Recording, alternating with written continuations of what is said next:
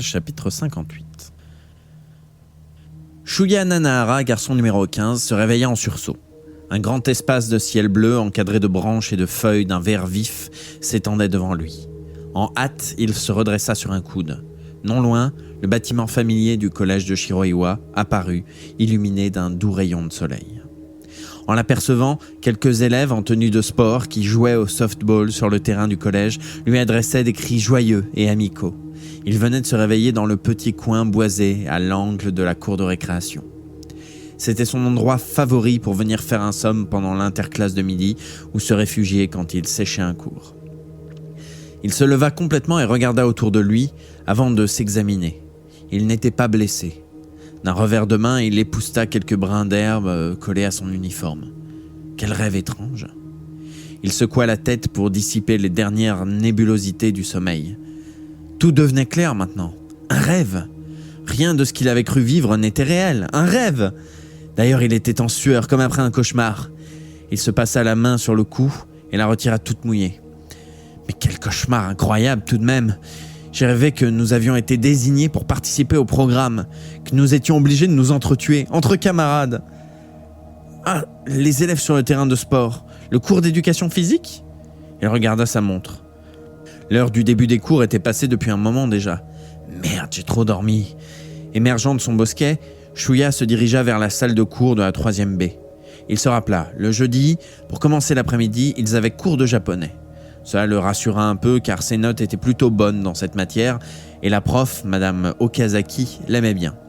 Il lui suffisait sans doute de se présenter avec de simples excuses pour s'en tirer. Cours de japonais, ma matière préférée, notes, Madame Okazaki. Ces mots réveillaient une étrange nostalgie en lui. Oui, Shuya aimait bien le cours de japonais. Bien sûr, les romans et essais du programme n'étaient qu'un ramassis de textes de propagande futiles à la gloire de la République de Grande Asie.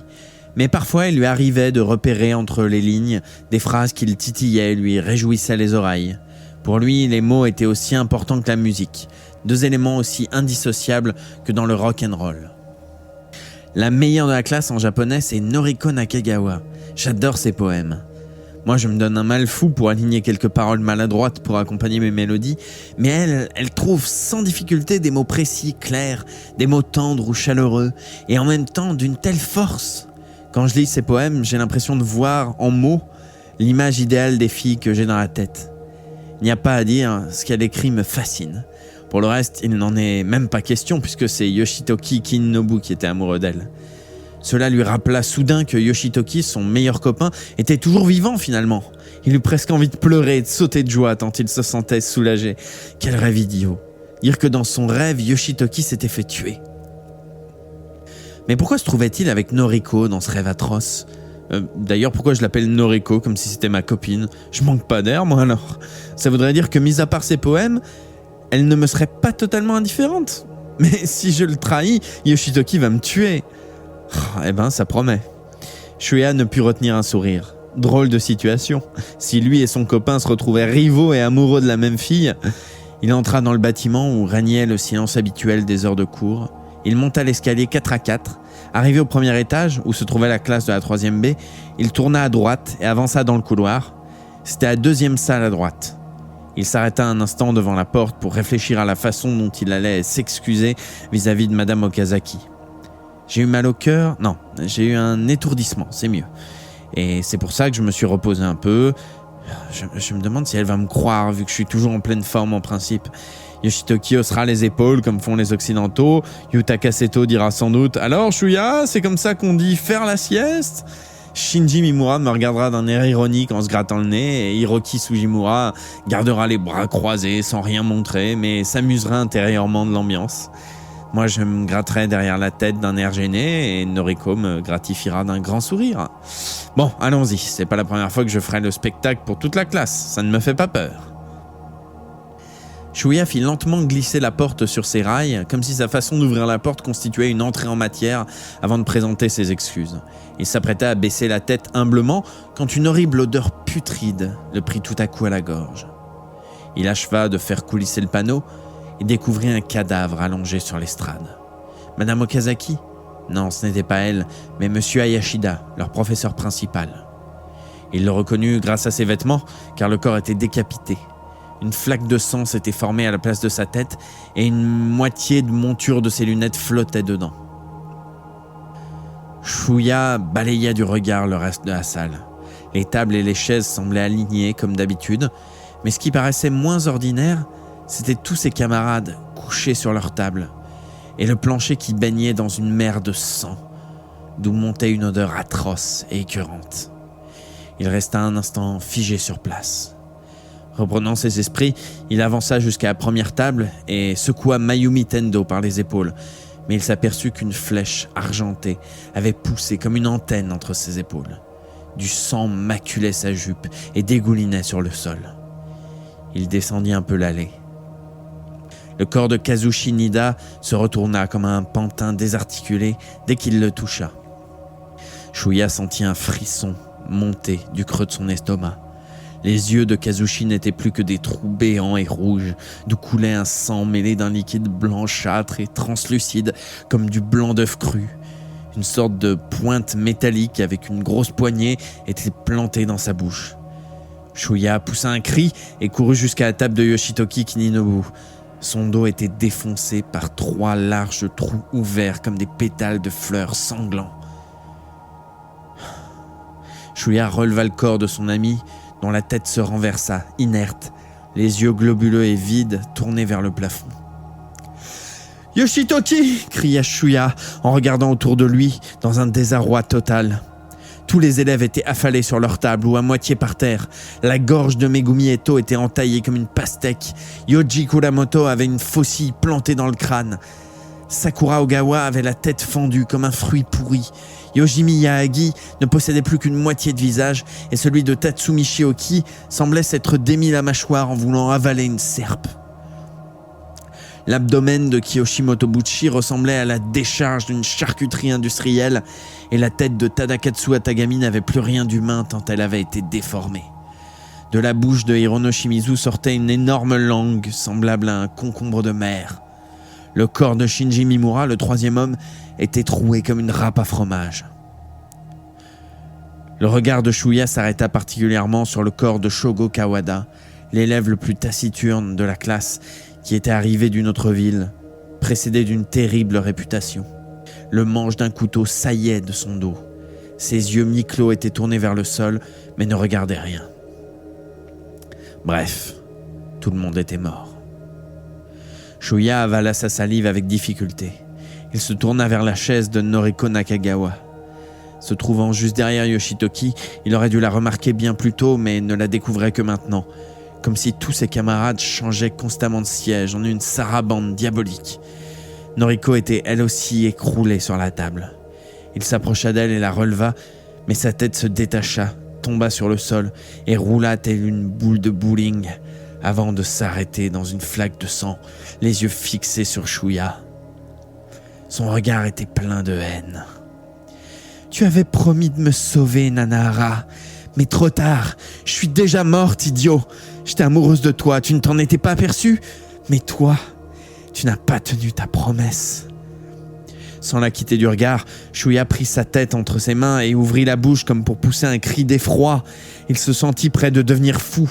Une forme blanche entra dans son champ de vision. Un tube à néon allumé apparut dans un coin. Il reconnut un plafond. Lui-même se trouvait donc allongé sur le plancher. Une main se posait doucement sur sa poitrine. Sa respiration était toujours précipitée, mais au prix d'un certain effort, son regard remonta de cette main à un bras, puis de ce bras à une épaule. Il reconnut enfin le visage marin et les cheveux coiffés en 2 nattes de part et d'autre d'un visage familier qui lui souriait doucement. Yukie Utsumi, fille numéro 2. « Ah, te voilà enfin réveillé. Je suis rassuré. » Reste 14. Chapitre 59. Shuya essaya de se lever, mais la vive douleur qui lui traversa le corps le força à renoncer. Il se trouvait allongé entre des draps propres dans un lit confortable. Yukie, la déléguée de classe des filles, posa délicatement sa main sur sa poitrine pour l'empêcher de faire des efforts, puis remonta la couette moelleuse sur lui. « Reste allongé, tu es gravement blessé, tu as déliré dans ton sommeil.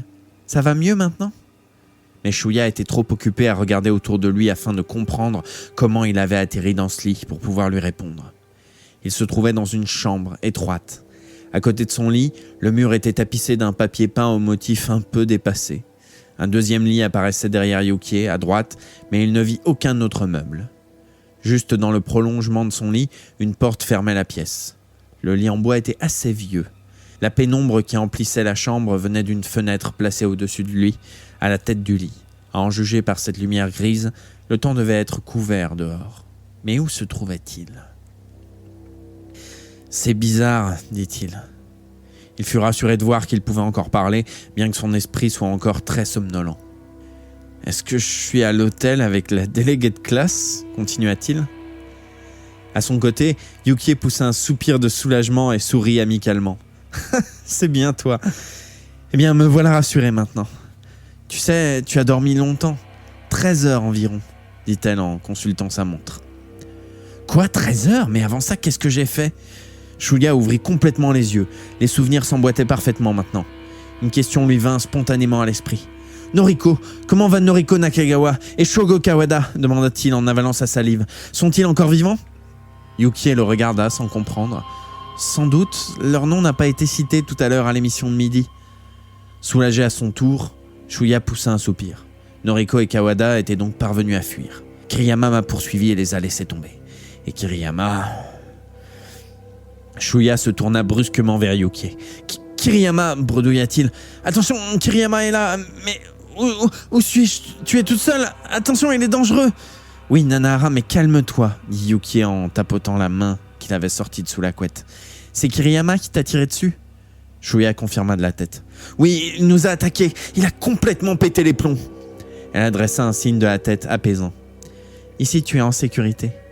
Nous sommes 6, à part toi. Les autres montent la garde, ne t'inquiète pas. Ce sont toutes des amies à moi.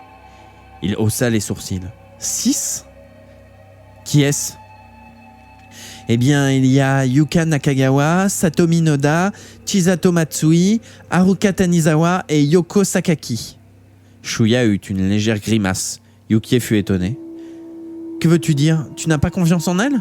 Mais à qui veux-tu faire confiance alors ? Non, ce n'est pas ça. J'ai confiance en elle puisque ce sont tes amis. Mais il se demandait tout de même comment ces 6 filles, si proches amies, avaient pu réussir à se réunir. Yukie sourit et prit la main de Shuya. Tu me flattes, Nana. Je suis contente. Il lui répondit de même, mais son sourire ne résista guère devant ses préoccupations. Il avait dû louper 3 émissions de Sakamoshi, celle de minuit, de 6 heures du matin et de midi. Qui est mort depuis hier soir ? Y a-t-il eu des morts ? Yukie serra les lèvres et prit quelques papiers posés sur la table de chevet. Aux pliures et aux taches de terre, il reconnut sa propre carte de l'île et sa liste des élèves qui se trouvaient dans la poche de sa veste d'uniforme. Elle lut en regardant la liste. Hirono Shimizu, Keita Ijima, Toshinori Oda, Yutaka Seto, Yuichiro Takaguchi, Tadakatsu Atagami et Shinji Mimura. Shuya resta bouche bée. La partie continuait. Il ne restait plus qu'une dizaine de survivants. Tadakatsu Atagami était mort, son ancien coéquipier de baseball. Mais... Mimura ? Mimura est mort ? Le 3e homme. Celui qu'il croyait immortel était donc tombé, victime de ce jeu infernal. Yukie confirma silencieusement d'un signe de tête. Pourtant, il ne se sentit pas aussi bouleversé qu'il aurait cru. S'était-il déjà habitué à ce genre de nouvelles ? Seul le sourire ironique de Shinji lui revint à l'esprit, et son air étonnamment sérieux lorsqu'il lui avait fait signe de ne pas s'emporter et de se calmer dans la salle de classe la première nuit. Fini les performances extraordinaires du 3e homme en défense pendant les matchs de basket. Shuya se rendit compte qu'il avait la gorge serrée. « Quand as-tu entendu son nom ?» demanda Shuya. « Dans l'émission de ce matin à 6 heures, répondit Yukie. Seto et Ijima ont aussi été cités. Comme ils s'entendaient bien, ils étaient peut-être ensemble. » Ah bon. Donc à minuit, la nuit précédente, Shinji était encore vivant. Et comme venait de le dire Yukie, il devait se trouver avec ses copains Yutaka Seto et Keita Ijima. Hier soir, en pleine nuit, il y a eu une gigantesque explosion et plusieurs détonations, expliqua-t-elle. C'est peut-être à ce moment qu'ils sont morts. Cela lui rappela les grenades que Kazuo Kiriyama avait utilisées pour attaquer son groupe. Kiriyama a utilisé des grenades contre nous. Cette explosion que tu as entendue, c'était peut-être ça, non? Yukie plissa légèrement les yeux. Non, ça... Oui, les 2 premières explosions, on les a entendues un peu après 11 heures. Mais ce dont je parle, ça s'est passé après minuit. Je t'avais déjà porté ici. Et ça a été une énorme déflagration, vraiment assourdissante. Celle qui montait la garde à ce moment nous a dit que le ciel entier avait été illuminé, vers le centre de l'île. Shuya l'écouta en hochant la tête, mais remarqua qu'elle ne lui avait pas encore répondu. Où se trouvait-il ? Toutefois, avant qu'il n'ait eu le temps de répéter sa question, Yukie lui tendit sa carte de l'île et la liste des élèves. « Tiens, ce sont tes documents. Je t'ai marqué aussi les nouvelles zones interdites et les élèves morts. » Cela lui rappela qu'il devait aussi s'inquiéter des zones interdites. Il ouvrit la carte. « Rendez-vous là où nous avons parlé de Rock, Nanahara. » C'est ce que lui avait dit Kawada pour lui donner rendez-vous. Ça se situait en zone C3. Sur la carte, la zone C3 se trouvait maintenant barrée d'un trait oblique, comme les autres zones interdites. Yukie avait donc pris soin d'indiquer au crayon, en biais, 23 mai, 11h. Cette zone était donc fermée depuis le matin, pendant qu'il dormait. Shuya pinça les lèvres. Noriko et Kawada n'étaient déjà plus là-bas, à moins bien sûr qu'ils aient été tués depuis la dernière émission de midi. Se souvenant qu'il les avait vus morts dans son rêve, comme Yoshitoki et comme Shinji, il ne put retenir un frisson. Mais je dois faire comme s'ils étaient toujours vivants. Je dois le croire. Mais comment les rejoindre maintenant ? Shuya reposa sa carte contre sa poitrine. Inutile de tirer des plans sur la comète. Cela ne pouvait conduire qu'à des niaiseries et des erreurs. Ne se fier qu'aux informations fiables. Et puis, je ne suis pas tout seul. Peut-être qu'une bonne idée va surgir en réfléchissant à Seth. Il se tourna vers Yukie. Mais où suis-je alors ? Comment ça se fait que je me trouve dans un lit ? Yukie hocha la tête et leva les yeux vers la fenêtre. Nous sommes dans le phare. Le phare ? Oui, tout au bout de l'île, vers le cap nord-est. Tu vois, il est indiqué sur la carte. Et nous autres, nous sommes planqués ici depuis le début du jeu. Il consulta la carte. Comme elle l'avait dit, le phare se trouvait au nord-est de l'île en zone C10, qui comprenait le cap de cette côte. Les zones interdites étaient encore rares dans cette région. En face du phare, il y a une sorte de falaise. Celle qui montait la garde à ce moment t'a aperçu en bas. Tu as dû tomber de là. Nous sommes allés te chercher et nous t'avons transporté ici. Tu étais couvert de sang, je croyais que tu allais mourir. Shuya s'aperçut alors qu'il était torse nu et que son épaule, là où la douleur était la plus lancinante, avait été proprement pansée. À en croire la situation qu'il éprouvait, la balle avait dû briser son omoplate et rester là, à l'intérieur. Du côté droit de son cou, juste sous le fameux collier, il sentait également une brûlure douloureuse. Il sentit qu'on lui avait également mis un pansement à cet endroit, mais cela ne devait être qu'une éraflure. Un autre secteur douloureux s'étendait autour de son coude gauche, où une sensation de lourdeur lui indiquait que la balle avait sans doute aussi traversé cette partie, en déchirant soit l'os, soit le tendon, perturbant sa mobilité. Une autre balle avait traversé le flanc gauche, mais heureusement sans toucher aucun organe vital. D'un geste maladroit de sa main valide, il souleva la couette. Toutes ses blessures étaient bandées. « C'est toi qui m'as soigné ? » ?»« Oui, nous avons une trousse de premier secours ici.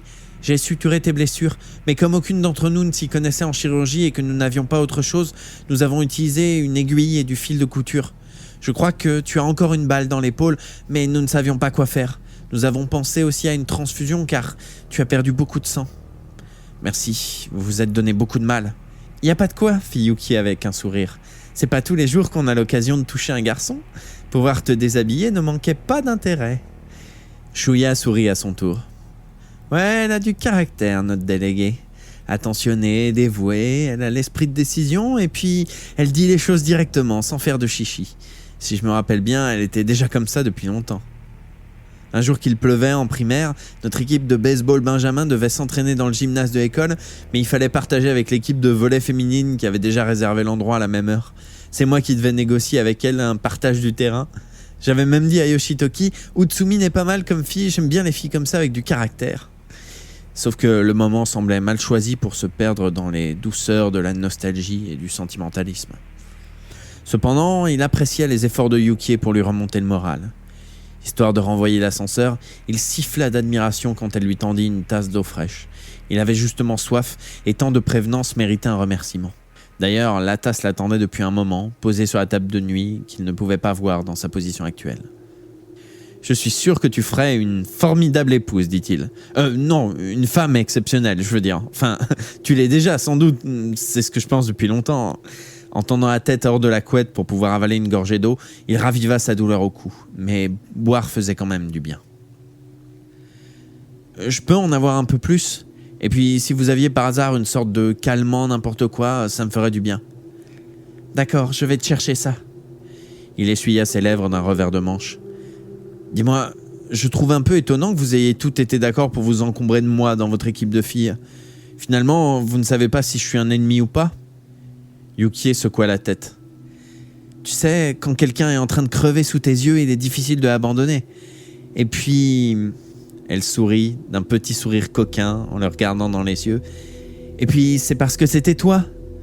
Comme je dirige quand même notre groupe, j'ai pu faire accepter cette décision à toutes. » Cela signifiait-il que la déléguée accordait quelque valeur à ce lien qui s'était tissé entre eux depuis cette histoire de gymnase à l'école primaire ? Mais il l'interrogea sur toute autre chose. « Tu veux dire que tout le monde n'était pas d'accord au début ? » « Ah, qu'est-ce que tu veux, les conditions sont un peu exceptionnelles, pas vrai ? Personne ne réagit tout à fait normalement dans ces circonstances. Ne le prends pas mal, dit-elle les yeux baissés. Je comprends. Mais c'est moi qui ai convaincu les autres, s'écria-t-elle en levant la tête avec un large sourire. Vous pouvez me remercier, jeune homme.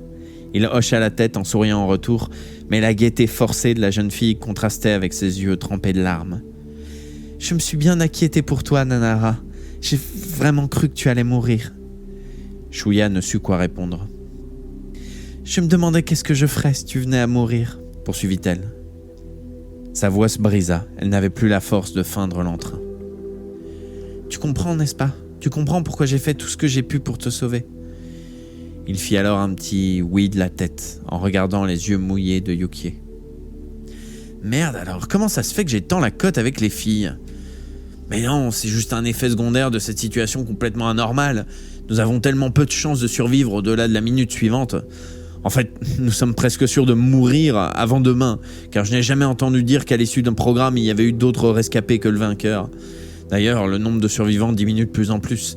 Alors, elle se croit amoureuse, mais c'est juste pour s'enflammer une dernière fois avant de s'éteindre. Elle se croit amoureuse du garçon qui se trouve devant elle, uniquement parce que c'est quelqu'un qui lui a semblé vaguement sympa depuis qu'elle avait discuté avec lui dans un cours de gymnase à l'école primaire. Mais non, c'est pas sûr. Si elle n'est pas amoureuse de moi, comment a-t-elle fait pour me sauver malgré l'opposition de ses amis ? Comment peut-elle me faire confiance d'ailleurs ? Je comprends. Merci, fit-il. Elle s'essuya les yeux avec le bas de la paume droite. Dis Nanahara, tout à l'heure, tu as demandé des nouvelles de Noriko et de Kawada. Vous étiez ensemble ? Shuya confirma de la tête. Yukie fronça les sourcils. Pour Noriko, je comprends, mais Kawada, il est vraiment avec vous ? Il voyait bien où elle voulait en venir. Kawada n'est pas mauvais, il m'a même sauvé la vie. C'est grâce à lui si Noriko et moi sommes encore vivants. Même en ce moment, je sais qu'elle est en sécurité avec lui. Ah, et puis, j'ai oublié de te dire, il a un moyen de nous faire sortir d'ici, délégué. Vraiment ? Comment est-ce possible ? Kawada va nous sauver, il connaît le moyen de nous faire évader. Oui, et comment ? Shuya ne savait pas quoi répondre. Kawada n'avait pas tout dit. Finalement, à la réflexion, cette histoire ne reposait sur rien. Oui, lui faisait confiance à Kawada, mais comment quelqu'un comme Yukie, qui ne connaissait pas vraiment Shogo et n'avait jamais été proche de lui au quotidien, pouvait-elle se laisser convaincre par son explication ? Comme Kawada lui-même le lui avait dit, elle le soupçonnait sans doute de profiter de lui et de Noriko en attendant du moment de les supprimer. Il décida de lui raconter tout ce qui s'était passé depuis le début. L'attaque de Yoshio Akamatsu au point de départ, puis la façon dont il avait rejoint Noriko, le combat contre Tatsumi Shioki, sans qu'il sache très bien qui de Oki ou de lui-même l'avait déclenché, puis comment il avait failli être tué par Kiyoshi Motobuchi et avait été sauvé par Kawada, comment ils étaient restés tous les trois ensemble depuis lors et leur projet d'évasion. Il lui rapporta le récit de Kawada, vainqueur du programme de l'année dernière, lui parla de leur passage jusqu'à la clinique à la suite de la fièvre de Noriko et de leur rencontre avec Hiroki Sugimura. Ce que ce dernier leur avait rapporté à propos du danger que représentait Mitsuko Soma, et enfin l'embuscade de Kiriyama lors de leur dernier déplacement. Donc en fait, ce qui s'est passé avec Oki, c'est une sorte d'accident, c'est ça ? Demanda Yukie quand elle lui écoutait le récit de Shuya en entier. Shuya ne comprit pas pourquoi le nom de Tatsumi Shioki venait en premier à la fin de son histoire. Oui, comme je viens... Mais qu'est-ce que tu veux dire ?» Elle secoua la tête et changea brusquement de sujet. « Je suis désolé, mais à franchement parler, il est difficile de faire confiance à Kawada, ou plutôt de croire en son moyen d'évasion. » Shuya se demandait toujours pourquoi elle avait posé cette question à propos de Tatsumi Shioki, mais il se dit que cela n'avait guère d'importance. Il oublia cette petite bizarrerie. Il valait mieux essayer de convaincre Yukie. « Je peux comprendre ta façon de penser, mais je suis certain que Kawada est fiable. Il m'est difficile de t'expliquer pourquoi, mais c'est pas un mauvais type. Si tu passes un moment avec lui, tu comprendras très vite. » Yukie posa 2 doigts sur sa bouche. « Ma foi, ça vaut peut-être la peine d'écouter son plan. De toute façon, nous n'en avons pas d'autre. » Il la regarda un moment en silence, puis demanda « Et de votre côté, vous avez des projets ?» Elle haussa les épaules. « Nous sommes toutes désespérées. Nous avons discuté pour savoir s'il valait mieux tenter notre chance pour nous sauver d'ici ou rester dans le phare le plus longtemps possible, mais nous ne sommes pas parvenus à une conclusion tranchée. » Shuya ne lui avait pas encore posé la question qui l'intriguait le plus. « Comment avez-vous réussi à vous réunir toutes les 6 ?» Une fois sortie de la classe, je suis revenu au point de départ et je les ai appelées une par une quand elles sont sorties. « Qui ça ?» demanda-t-il étonné. « Je pense que je suis revenu juste après que tu t'es enfui avec Noriko, car la première personne que j'ai vue, c'est Nida qui s'éloignait de l'école en courant. À vrai dire, je voulais revenir le plus vite possible pour être sur place quand tu sortirais, mais bon, moi aussi j'ai vu 2 cadavres près de la porte. » Il haussa les sourcils. « Akamatsu ne devait pas être mort, simplement évanoui, non ?» Yukie secoua la tête. « Moi-même, je ne l'ai pas vu de près, mais les autres filles disent qu'il était déjà mort. Il paraît qu'il avait une flèche plantée dans le cou. » Il ne put rien dire pendant un moment. « Alors, c'est Nida, » murmura-t-il enfin. « Probablement, oui. Mais tu n'as pas eu peur ? Tu n'as pas pensé qu'il pouvait y en avoir d'autres comme Akamatsu ? » J'y ai pensé, bien sûr, mais je voulais absolument former un groupe et je n'avais pas trop de choix. Alors j'ai repéré le bois en face de l'école, j'ai pensé que personne ne me trouverait là, je me suis accroupi pour me cacher, et puis je me suis dit, tant pis si quelqu'un me trouve. Shuya fut impressionné par son courage. Lui, avec Noriko blessée, s'était enfui à toutes jambes en laissant les autres se débrouiller. Hiroki Sujimura aussi avait attendu Takako Shigusa, même si son cas était différent car il maîtrisait un art martial et savait donc se défendre. « Tu es super, ça c'est une vraie déléguée !» Elle sourit. « Je vois que tu appelles Noriko par son prénom, mais moi je ne suis que la déléguée pour toi, c'est ça ? » C'est parce que... Oh, ce n'est rien, ne te force pas. Elle avait souri, mais sa voix avec quelques inflexions de tristesse. Yuka Nakagawa est sortie la première. Je l'ai appelée. Tu as pu la convaincre tout de suite de rester avec toi ? Enfin, je veux dire, je sais que tu as une grande autorité sur les autres élèves, bien sûr. Ah, c'est parce que je n'étais pas toute seule en revenant à l'école. Moi aussi, j'étais vraiment paniquée au début, mais j'ai fini par prendre la décision de revenir, il le fallait. En chemin, tout à fait par hasard, j'ai rencontré Haruka. Comme tu le sais, je m'entends vraiment bien avec elle. Il acquiesça de la tête. Haruka Tanizawa était aussi membre du club de volley, comme Yuki. Nous avons discuté et je lui ai proposé de revenir vers l'école ensemble. Elle n'était pas très chaude au début, mais comme j'avais trouvé un pistolet dans mon sac, elle a fini par accepter l'idée qu'à nous deux, on pouvait tenter de former une équipe pour nous défendre si ça se passait mal. Shuya réfléchit et lui rappela le fameux principe que lui avait appris Kawada sur le ton de la plaisanterie. Mais tu sais, dans ce jeu, être en binôme ne suffit pas pour avoir l'air fiable vis-à-vis d'une troisième personne. Oui, c'est vrai. En fait, c'est exactement ce qui s'est passé. C'est-à-dire, c'est pour ça que nous sommes tombés d'accord pour ne pas appeler les garçons. Je suis désolé, mais on a pris cette décision ensemble parce qu'il nous a semblé qu'incorporer des garçons dans notre groupe était plutôt risqué. Et donc, nous avons décidé d'appeler Satomi puis Fumio. Elle s'interrompit net, se rappelant soudain que Fumio Fujiyoshi, fille de 18, était déjà morte avant le départ. Puis Chisato, ainsi nous étions déjà 5. Ensuite, nous avons appelé Kaori Minami, mais elle s'est enfuie, c'est ça ? Oui, c'est ça. Shuya se rappela soudain qu'il n'avait pas encore parlé de la mort de Kaori Minami dont il avait été témoin. Il envisagea de le lui dire, mais choisit de n'en rien faire. De toute façon, celle qui avait tué Kaori, Hirono Shimizu, était morte, elle aussi, à présent. Cela n'avait plus de sens. Ce souvenir rappelait trop d'événements déplaisants à Shuya. D'ailleurs, ce n'était pas vraiment le moment de parler des morts. Et Yaagi, qui dut sortir ensuite, elle a réagi comme Minami ? Shuya eut un frisson en pensant que Yoshimi Yaagi, la dernière fille sur la liste, était déjà morte, elle aussi. Merde. Le sourire de l'homme en noir de son cauchemar passa encore devant ses yeux. Tiens, mais c'est ce cher Nanara, tu es donc encore en vie? Mais ce n'est pas la peine de te donner tant de mal, tu sais. Yukie détourna les yeux en se mordant les lèvres, paupières plissées. Non, pas tout à fait. Alors quoi? Elle poussa un soupir. Moi, j'ai voulu l'appeler, mais plusieurs autres n'ont pas voulu, sous prétexte que Yaagi faisait partie du groupe de Soma, donc elle ne voulait pas lui faire confiance. Il garda le silence. Elle continua, les yeux toujours ailleurs. Elle est morte maintenant, n'est-ce pas? C'est notre faute, je sais. C'est nous qui l'avons laissée se faire tuer. Non, ça n'a rien à voir. Elle se retourna vers lui. C'est un cas de force majeure, reprit-il. On ne peut blâmer personne. Bien sûr, il se savait peu convaincant. Elle poussa un soupir avec un vague sourire amer. Tu es gentil, Nanara. C'est vrai, tu es toujours gentil. Il y eut un moment de silence qui menaçait de devenir pesant. Heureusement, Shuya trouva quelque chose à dire. Par contre, vous auriez pu appeler Mimura. Puisqu'elles avaient pu former une équipe de filles de la fin de la liste, elles auraient pu appeler Mimura également. Mais lui aussi était mort, finalement. Pas vrai? Il vous aurait été d'un grand secours, je pense. J'y ai pensé aussi, mais à vrai dire, il n'a pas très bonne réputation auprès des filles. C'est un dragueur, tu sais. Et puis il avait l'air tellement intelligent que ça faisait limite peur. Tu te rappelles la façon dont il est intervenu dans la salle de classe quand Noriko a été blessée? Eh bien, on se demandait si ce n'était pas par calcul de sa part. Bref, c'est ce qu'a dit une des filles de notre groupe. Shuya se rappela que Kawada s'était fait les mêmes réflexions quand il avait croisé Shinji. Et le temps que nous prenions une décision à son sujet, il était déjà parti. Mais bon, nous avions décidé dès le départ de ne pas appeler les garçons. Même Yamamoto, nous ne l'avons pas appelé. Kazuhiko Yamamoto, qui sortait avec Sakura Ogawa, était un garçon doux et réservé. Plusieurs filles devaient être amoureuses de lui dans la classe. Si elle ne l'avait pas invité à se joindre à elle, Shuya imaginait le mal que Yuki avait dû se donner pour convaincre ses coéquipières de s'encombrer de lui et de le transporter dans le phare.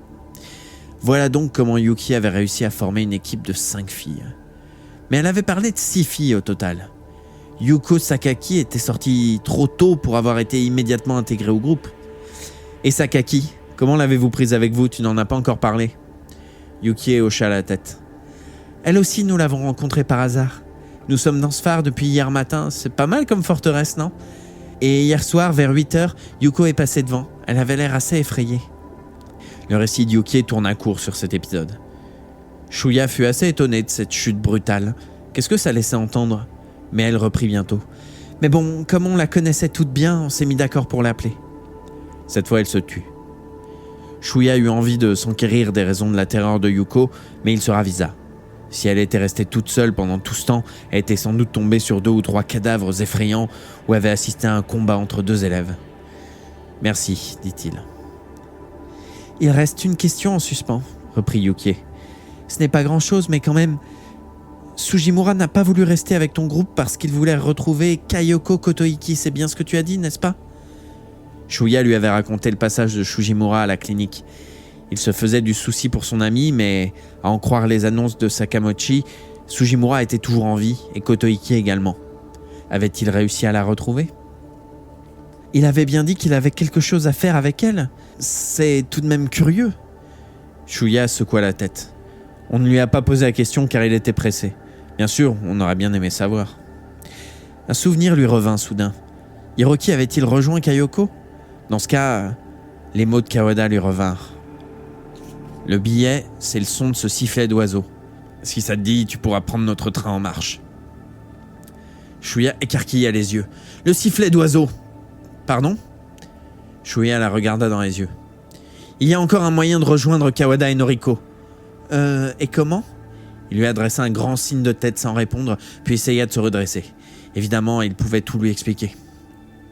En tout cas, j'aimerais pouvoir rejoindre Noriko et Kawada. Non, il faut absolument que je les rejoigne. Mais attends un peu, tu es blessé, tu dois te reposer d'abord. Non, c'est pas possible. Pendant que je suis ici, peinards, ils sont exposés au danger. Écoute, je te dis, tu peux au moins écouter ce qu'a à dire une fille qui t'aime, non?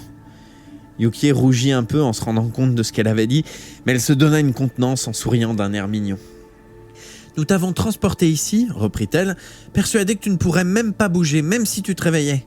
Mais vu la pêche que tu as, je dois te prévenir que tu fais peur à certaines filles de notre groupe. Shuya ouvrit grand les yeux, mais ça semblait compréhensible. Cela devait être pour cela que les autres filles avaient accepté que Yuki reste seule auprès de lui. « Bon, tu ne bouges pas, d'accord ? Je vais expliquer à tout le monde ce que tu viens de me raconter et je les convaincrai encore une fois qu'on peut avoir confiance en toi. Je leur parlerai aussi de Kawada. Et puis, même si tu veux rejoindre Noriko et Kawada, je ne peux pas te laisser faire car c'est trop dangereux. Je leur parlerai de tout ça aussi, entendu ? Bon, tu m'attends sans bouger de ce lit, d'accord ? » Elle ajouta « Tu veux manger un peu peut-être ? » Oui. Effectivement, il avait faim. Même s'il s'inquiétait pour Noriko et Kawada, il valait mieux se remplir l'estomac pour prendre des forces. Shuya en avait bien besoin pour commencer à récupérer de ses blessures. Oui, si je pouvais avoir un peu à manger, je t'en serais très reconnaissant. C'est vrai que je me sens un peu affaibli. Ça tombe bien, on est en train de préparer le repas. Je t'en apporterai. C'est une sorte de ragoût, ça t'ira ? Du ragoût ? Oui, nous avons trouvé plein de provisions dans la réserve du phare. Des conserves et des sachets uniquement, bien sûr. Mais nous avons aussi de l'eau minérale et du combustible solide. De quoi cuisiner, quoi. C'est génial, ça ! Yuki retira sa main posée sur le bord du lit et se dirigea vers la porte. Désolée, je ferme la porte à clé, dit-elle. Pourquoi ? Ne m'en veux pas. Même si je ne le fais pas, les filles vont avoir peur. Attends-moi et ne bouge pas. Elle lui sourit une dernière fois et ouvrit. Ses 2 nattes se balançaient dans son dos, comme la queue d'un animal fabuleux. Un pistolet était fiché dans sa ceinture. Lorsqu'elle eut refermé, il perçut le frottement de 2 morceaux de bois derrière le panneau, sans doute une barre pour bloquer la porte. L'avait-elle fabriquée juste à cause de lui ? Il prit appui sur son coude valide pour se redresser, puis examina la fenêtre au-dessus de sa tête. Elle était entravée par des planches disjointes, formant un volet rudimentaire. La lumière filtrait par les interstices. Elles avaient sans doute installé ce dispositif pour empêcher les intrusions, mais pour l'instant, cela semblait surtout être devenu une prison. Malgré un engourdissement prononcé, les doigts de sa main gauche formèrent inconsciemment quelques accords de guitare, ceux du morceau préféré de l'homme qui lui avait donné sa guitare, « Dance to Jailhouse Rock, Rock, Rock ». Il soupira et s'allongea de nouveau. Une douleur aiguë lui traversa le flanc. Reste 14. Chapitre 60. Le phare de l'île d'Okishima n'était pas récent, mais de facture solide.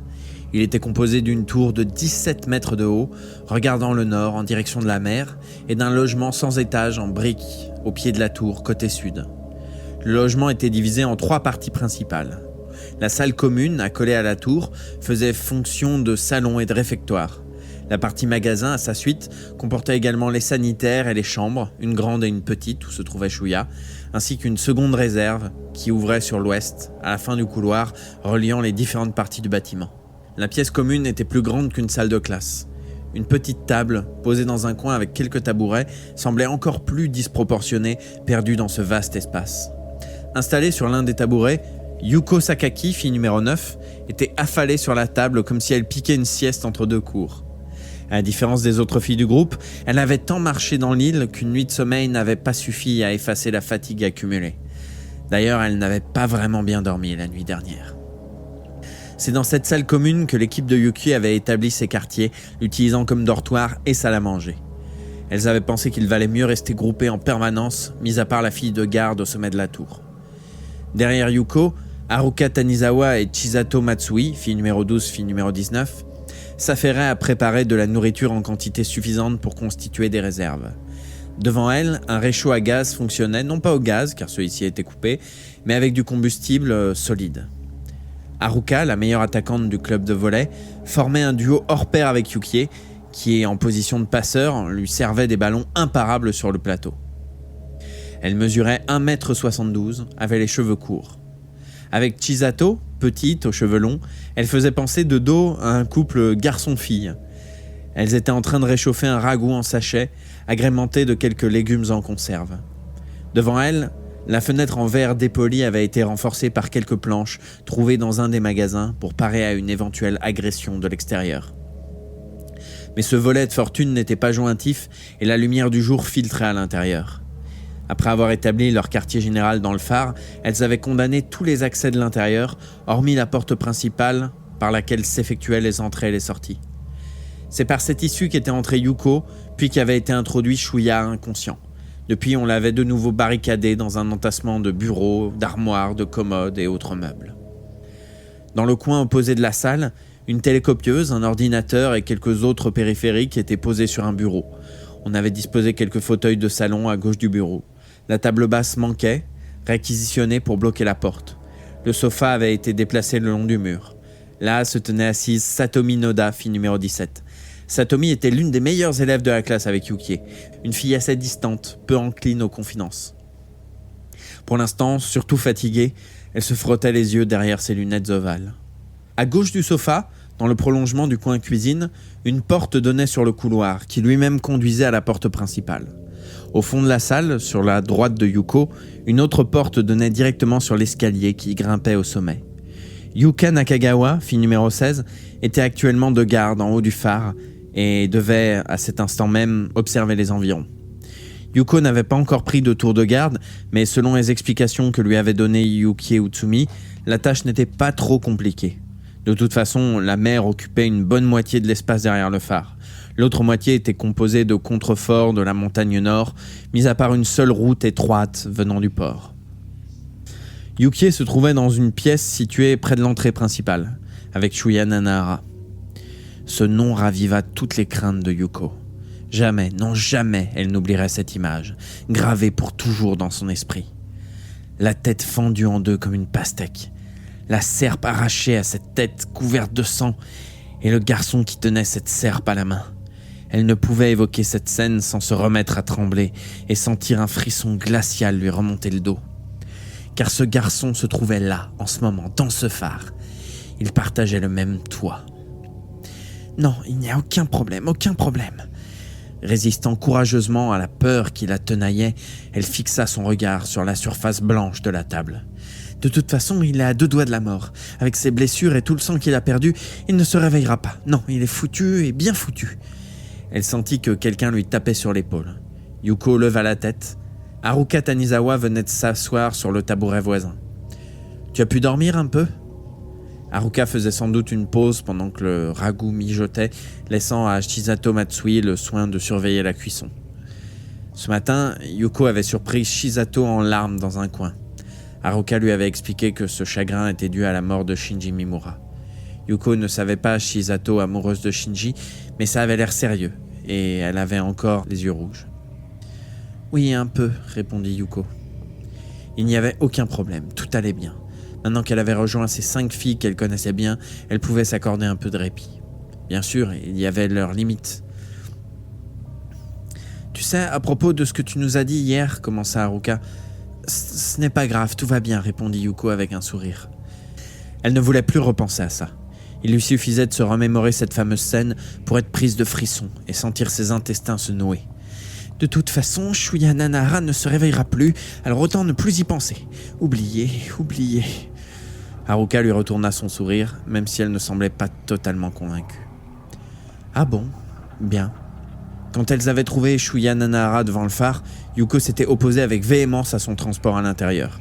Elle leur avait expliqué, crié plutôt, ce qu'elle avait vu, de ses yeux vus, Shuya Nanahara retirant la serpe de la tête fendue de Tatsumi Shioki. Si elles admettaient Shuya dans le phare, il les exterminerait toutes, c'était sûr. Cette position radicale avait provoqué un début d'altercation entre Yuko et Yukie Utsumi. Heureusement, les autres filles les avaient calmées, déclarant qu'elles ne pouvaient tout de même pas abandonner dehors quelqu'un sur le point de mourir. Shuya avait donc été admis dans le phare, mais c'était au-dessus des forces de Yuko d'aider à le porter. Bien qu'il fût évanoui et couvert de sang, elle se recroquevilla contre le mur, en gémissant à son passage, pâle comme un linge. Elle avait l'impression d'inviter chez elle le monstre épouvantable qui hantait ses cauchemars de petite fille. Au fil des heures, Yuko avait fini par se persuader que Shuya allait bientôt mourir sans reprendre conscience. Puis elle avait exigé que la porte de la chambre où cet assassin de Shuya Nanahara serait couché reste fermée à clé en permanence. Il avait été impossible de la faire céder sur ce point. Cela n'avait pas suffi à la rassurer entièrement, mais au moins, elle parvenait à refouler ses sentiments. Haruka répéta la question que toutes lui avaient posée 1000 fois depuis la veille. « Tu as vu Nanahara tuer Oki, mais tu es sûr que ce n'était pas de la légitime défense ?» Certes, quand elle avait passé la tête dans le trou du fourré pour voir d'où pouvait provenir le bruit sourd qu'elle venait d'entendre, elle avait vu Shuya arrachant la serpe de la tête de Tatsumi Shioki. Elle ne savait pas ce qui s'était passé avant, ni ce qui avait pu pousser Shuya à faire ce geste. Ensuite, elle s'était immédiatement mise à courir en sens inverse, sans se retourner, pour s'éloigner le plus vite possible de cet horrible endroit. Elle n'avait entrevu que la fin du drame, comme le rappelait Haruka, et elle ne pouvait pas nier la possibilité que Shuya avait agi en état de légitime défense. Mais cela ne suffisait pas à effacer sa première impression de terreur devant cette vision, une impression comme gravée dans sa mémoire, hors de portée de la logique. D'accord, c'était peut-être de la légitime défense, mais je l'ai vu, de mes yeux. Shuya Nanahara, la serpe à la main, la tête fendue de Tatsumi Shioki, le sang partout, le sang dégoulinant goutte à goutte de la lame. Ah. La crudité de cette scène l'empêchait de raisonner. Le souvenir sanglant continuait ses ravages, aussi destructeurs qu'une inondation ou une tornade. La seule mention du nom de Shuya Nanahara rouvrait les vannes de l'horreur qui submergeait tout, balayant ses faibles tentatives d'analyse rationnelle. Une unique évidence surnageait. Ce mec était un assassin. Yuko avait toujours été impressionnable et souffrait d'une véritable phobie pour tout ce qui se rapportait au sang. Il lui était arrivé d'être prise de nausées et de devoir être accompagnée à l'infirmerie rien qu'en entendant raconter un film d'horreur un peu gore. Qui était-ce déjà ? Peut-être bien Yuka Nakagawa qui avait dit « Bof, pas terrible ce film. Moi je préfère quand il y a plus de sang, quand on voit les boyaux sauter en l'air comme du champagne. » Cette phobie de la violence lui venait de son père, un alcoolique qui battait sa mère, son frère aîné, et même elle. À l'époque, elle était encore trop jeune pour comprendre la cause de ses malheurs, et maintenant encore, les souvenirs de cette époque maudite restaient très profondément enfouis dans son inconscient, et elle refusait d'y penser.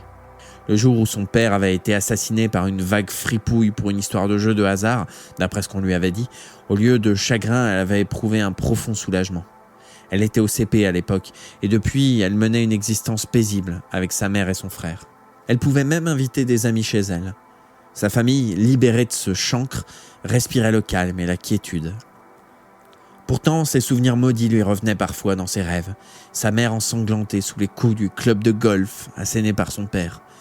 Oui, ils étaient plutôt pauvres, mais son père possédait un jeu complet de club de golf, dont le luxe jurait à côté de la modestie de leurs vêtements et de leurs meubles de maison. Le visage tuméfié de son frère, qui avait risqué perdre un œil en recevant en pleine figure un cendrier, elle-même muette d'effroi malgré la cigarette allumée que son père écrasait sur son cou, et sa mère recevant d'autres coups pour avoir osé s'interposer. Sa phobie du sang venait-elle de là, ou d'ailleurs ? Quoi qu'il en soit, cela ne lui faisait pas changer d'avis sur Shuya Nanahara. « C'était peut-être de la légitime défense, pas vrai ?» répéta Haruka. Mais le sens de ces paroles ne pénétrait pas l'esprit de Yuko, qui frissonnait en évoquant une image terrible. Les 6 filles de leur groupe, elles-mêmes y compris, abattues, la tête fendue en deux comme une pastèque, et Shuya Nanahara qui souriait, une serpe à la main. « Calme-toi, il ne se réveillera plus, il ne se réveillera plus. » « Oui, peut-être, » répondit Yuko en levant les yeux. À vrai dire, elle n'avait pas très bien compris ce que lui avait dit Haruka. Mais puisque Nanahara allait bientôt mourir, elle ne gagnait rien à s'opposer au reste du groupe. Il valait mieux arrondir les angles. Elle chercha des paroles susceptibles de satisfaire Haruka. « Maintenant, je comprends que je n'étais plus moi-même à ce moment-là. La fatigue, sans doute. » Vaguement rassurée, Haruka répondit « Il est sympa, Nanahara, non ? Moi, je ne connais pas de garçon plus pur et plus franc que lui. » Yuko regarda comme si elle avait contemplé une momie exposée dans une boîte en verre dans un musée. À vrai dire, elle aussi le trouvait sympa, Nanahara. Avant. Un peu spécial parfois, mais sympa, gentil en général, et plutôt beau. Mais ce sentiment de sympathie avait complètement disparu. Ou plutôt, la scène de la tête fendue l'avait totalement éclipsé. Maintenant, il lui semblait aberrant que quelqu'un comme Haruka puisse trouver Shuya sympa. Haruka remarqua le regard vide et dégoûté d'Yuko, mais elle insista, cherchant toujours à la persuader. « C'est pour ça que je voudrais te demander de te réconcilier avec lui et que vous vous entendiez bien ensemble quand il reviendra à lui. » Un ignoble tas de verre se mit à grouiller le long de la colonne vertébrale de Yuko. « Quoi ? Revenir à lui ? Mais c'est impossible ! Il va mourir ! Il doit mourir !» Et pourtant, elle hocha faiblement la tête au lieu de crier son refus. Par-dessus tout, il fallait conserver la cohésion du groupe, ne pas s'opposer aux autres. « Ne t'en fais pas, je n'ai rien contre lui », s'entendit-elle dire. « Oh, merci, je suis rassurée », s'écria Haruka. Puis, se tournant vers Shisato, « Ça sent rudement bon !» De la marmite posée sur le réchaud montait une bonne odeur de ragoût. « Oui, je crois que j'ai pas trop mal réussi », lança Shizato de sa voix douce et fluette. « En tout cas, mieux qu'hier. » Shizato avait longtemps pleuré la mort de Shinji Mimura, mais elle semblait relativement rétablie maintenant. Même Yuko pouvait s'en apercevoir. C'est alors que Yukie ouvrit la porte donnant sur le couloir et pénétra dans la pièce, marchant à grands pas rapides, le dos bien droit. C'était son allure habituelle, dynamique, assurée. L'arrivée de Yuko ne l'avait pas empêchée de rester maîtresse de leur groupe, même si une sorte d'inquiétude vague pouvait se lire dans son regard quand elle posait les yeux sur la nouvelle recrue. Cette préoccupation avait pris encore plus d'importance depuis qu'elles avaient découvert et ramené Shuya au phare. Yuko avait remarqué que Yukie était devenu subitement plus sombre. À vrai dire, les sentiments de Yukie s'avéraient complexes, partagés entre le bonheur d'avoir retrouvé Shuya et de pouvoir passer du temps avec lui, et l'inquiétude de le voir grièvement blessé, peut-être mourant. Mais tout d'un coup, Yukie semblait avoir retrouvé son entrain et son dynamisme coutumier. Cela faisait longtemps qu'elle n'avait plus montré cette expression rayonnante et énergique. Cette force morale était d'un grand secours pour les 6 amis. Yuko aussi puisait habituellement dans cette source d'optimisme, mais cette fois, prise d'un pressentiment sinistre, elle avait ressenti plutôt un long frisson glacé. Yukie s'arrêta au milieu de la pièce, jeta un regard circulaire sur tout le monde, les mains sur les hanches, l'air de prendre son temps pour annoncer une grande nouvelle. « Il est revenu à lui !» déclara-t-elle enfin, les mains en porte-voix. Haruka et Chisato se mirent à crier de joie. Satomi se leva d'un coup du sofa et se joignit à elle. Yuko était pâle comme la mort. Reste 14. Chapitre 61. « Génial !» s'écria Haruka. « Et il peut parler ?»« Oui, il parle sans problème » répondit Yukie. « Et il a faim aussi !» Elle se tourna vers Yuko. « Ne t'inquiète pas, j'ai bien fermé la porte à clé, comme convenu. » Aucune ironie ne nuançait sa réponse, prononcée sur un ton de fille responsable qui fait en conscience ce qu'elle estime nécessaire. Mais Yuko ne se préoccupait déjà plus de cela. Elle pensait à autre chose, qu'elle avait déjà ruminé pendant la nuit. Elle se rendait compte maintenant que malgré sa quasi-certitude que Shuya ne se réveillerait pas, elle avait aussi envisagé dans un coin de sa tête la possibilité qu'au contraire, il survive. Et dans cette éventualité, sa décision était déjà prise. L'odeur appétissante du ragoût vint titiller ses narines. Ça tombe bien, c'est l'heure du repas. Un mourant, personne ne s'étonnera si son état s'aggrave tout d'un coup, n'est-ce pas ? Elle eut un grand sourire. Ça va, je n'ai plus aucun souci. Je suis désolé pour hier, je n'étais pas dans mon état normal. Yukie poussa un soupir. Ah, c'était pas la peine de fermer sa porte à clé alors finalement. Puis, rendant son sourire à Yuko, et pour l'histoire d'Oki, c'était bien un accident, comme je m'en doutais. Nanahara m'a tout raconté en détail. Ce nom imposait de nouveau à l'esprit de Yuko la scène qui la hantait depuis 2 jours, mais elle réussit à garder le sourire. Ah bon, un accident ? Eh bien, pas de chance pour Tatsumi Shioki alors, hein ? Yukie s'adressa à Haruka. Haruka, peux-tu aller chercher Yuka s'il te plaît ? J'aimerais discuter de quelque chose avec tout le monde pendant le repas. Et qui montera la garde ? Personne, mais ça ne prendra qu'un moment, il n'y a pas à s'inquiéter de toute manière, toutes les issues sont barricadées. Haruka acquiesça et se dirigea vers la porte qui donnait vers la tour. On entendit le bruit de ses pas ébranler les marches de fer. Comment va-t-il ? Est-il en état de manger la même chose que nous ? Particulièrement excités, Satomi et Chisato assaillaient Yukie de questions. Yuko, en revanche, se leva discrètement et s'approcha de l'évier. Près de la marmite fumante contenant le ragoût, Chisato et Haruka avaient empilé plusieurs assiettes creuses en porcelaine sorties du buffet. Yuko glissa la main dans sa poche droite et serra précieusement l'objet qu'elle contenait.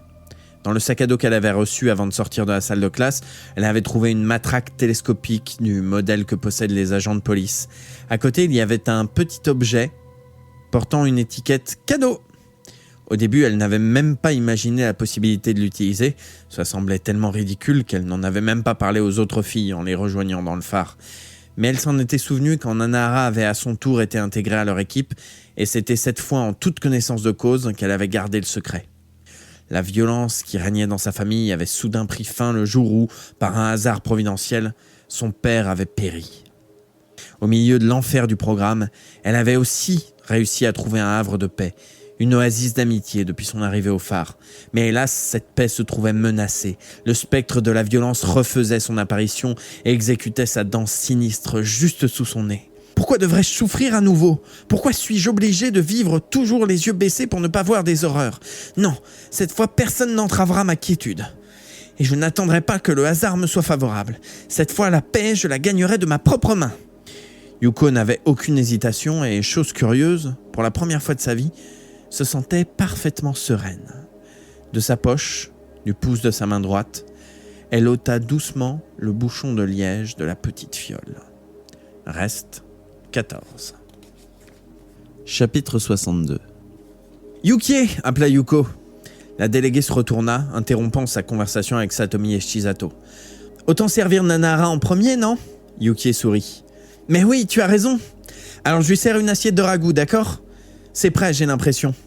Yuko remplit généreusement une assiette. Merci, fit Yukie. À propos, il y a une boîte à pharmacie dans le tiroir du bureau, elle doit contenir de l'aspirine. Tu peux m'en passer un cachet, s'il te plaît ? Je l'apporterai à Nanahara en même temps que son repas. Entendu, je te le passe. L'assiette produisit un petit cliquetis mat quand Yuko la posa sur l'évier. Yuki avait désigné un bureau dans le coin opposé au coin cuisine. Un ordinateur, un téléphone et du petit matériel de bureau s'y trouvaient posés. Yuko fit le tour de la table et se dirigea vers le meuble. L'escalier en fer résonna de nouveau. Haruka et Yuka Nakagawa entrèrent dans la salle. Yuka portait son fusil à canon court à l'épaule.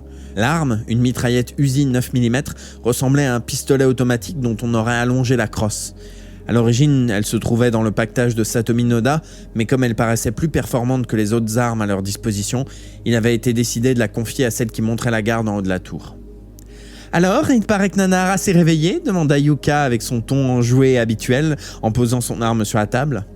Un peu potelée et très bronzée à cause de ses fréquentes séances d'entraînement au club de tennis, elle n'avait pas renoncé à sa bonne humeur malgré la situation. « Oui, enfin il est revenu à lui », confirma Yukie, rayonnante. « Eh ben, félicitations à la déléguée !» Le sous-entendu fit rougir Yukie. « Qu'est-ce que tu entends par là ? Oh, tu n'as pas besoin d'en dire plus, va, c'est écrit sur ton visage !» Yukie secoua la tête et fit une petite grimace. Cela rappela à Yuka que ce n'était pas le genre de gaffe à faire devant Chisato qui avait perdu le garçon dont elle était amoureuse. D'ailleurs, Chisato gardait la tête basse sans rien dire, feignant de ne pas avoir entendu.